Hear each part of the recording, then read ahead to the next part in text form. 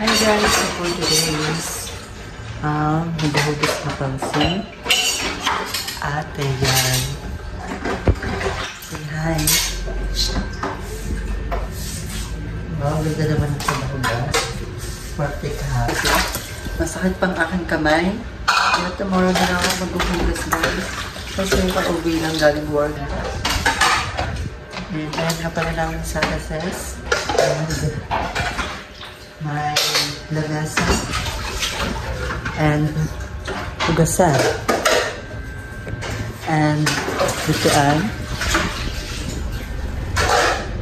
and ang aming sopa. Ayan. Napakaganda talaga dito sa aming lupa. So ayan. Sarap buhay.